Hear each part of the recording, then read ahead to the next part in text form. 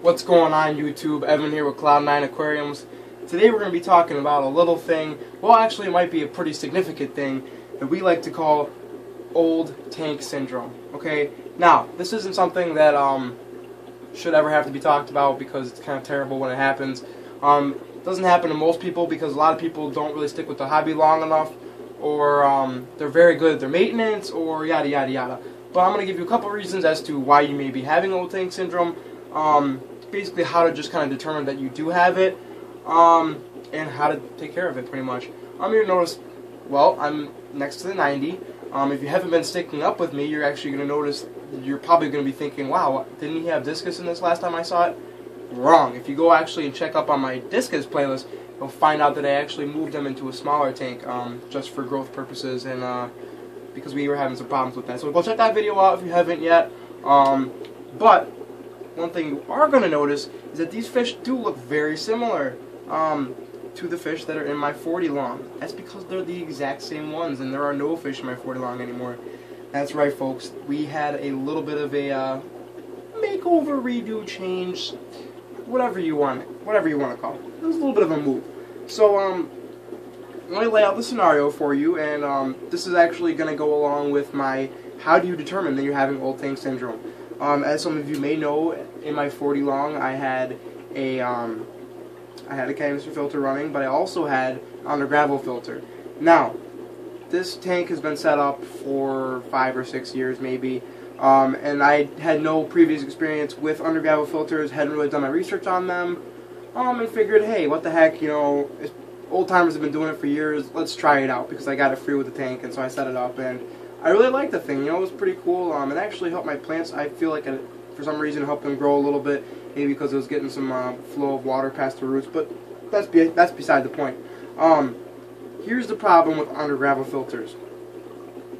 Under gravel filters, you know, obviously they're filtering your waste and your water down through your gravel, which, you know, is a great thing because you know, it's water flow and you're getting water flow past your gravel, so you can use your gravel as a biological filter. The problem, though, is that if you're doing a plant tank such as myself, it's very hard to keep that gravel clean enough that nothing's getting pulled through that filter plate and just staying down underneath that plate. So basically what happens is, over 6 years of, you know, I do regular maintenance, but the problem is you got to understand gravel has a very, it's very a porous surface. You know, the larger your stone, the more gaps there are for things to fall down in between. If you have sand, a lot of times you can see the you know, residual food and poop and stuff on top of that, and you can vacuum it up pretty easily. Whereas with your gravel, it's nice because it hides that stuff, so keep your tank looking clean longer. But when it hides down underneath that, sometimes it'll keep falling down to the bottom. Now, if you don't have it under gravel, you can just, you know, completely siphon that out every once in a while and just do a real good cleanup. But the problem was when you have planted tank along with under gravel, you're gonna have, it's kind of almost a recipe for disaster, because not only are you not going to be able to, you know, if you, for instance, in order to get all that stuff out of your gravel, you're going to really have to dig it up, which would in turn mean uprooting half of your plants every single time, which is not something I really recommend doing, because every single time you do that, they're going to go through shock. So, lo and behold, after 6 years of it, enough got stuck under there, and everything seemed very balanced, and all of a sudden everything's out of whack. This is what basically brings me to believe that I had old tank syndrome. The first stages were mild algae, you know, more than normal. You know, every time I clean my tanks, I'm gonna have algae. That's just a fact of life, people. Okay, just because you have algae doesn't mean you have old tank syndrome. I mean, a brand new tank can have algae. That doesn't mean that that's the reason why you have algae. But in a very balanced tank, if you have everything going down, you know, usually it's on kind of on the back burner of things you're thinking about when you're going through your checklist, but usually, eventually, you find out, you're like, okay, I've gone through everything else, it's not that. So, over time, the algae, it was very quick, maybe 2 or 3 weeks, all of a sudden, it just started getting worse and getting worse. And so, you know, my normal routine would be to, you know, maybe I'm having excess nutrients, maybe I have, maybe I overfed a lot and there's something in that gravel, so I'm doing a real good clean and stuff, really thorough, doing extra water changes a week. I did 3 in a week, which for a discus tank is no big deal. I usually do 1 every single day, but on my standard show tanks, I usually just do 1 a week and I'm fine. So So even with that, I was still just getting ridiculous growth. So I'm thinking, okay, there's something underlying that I'm not able to get out. And then my second factor, which this let me know. Okay, I'm not like the resident expert on old tank syndrome because okay, like I've been in this hobby for a while, but usually I tend to kind of get bored with a tank and tear it down and reset it up and stuff before this happens. So this is where if you know, chime in. If you know what's up, by all means leave a comment, let me know. And if you agree with me or if you completely disagree with me, but just take it for what it is. But I've heard this to be fact, so let me know. But something that happened was actually I think he's 3 or maybe 4 or 5, 5-year-old Pleco just up and died out of nowhere. No signs of any disease.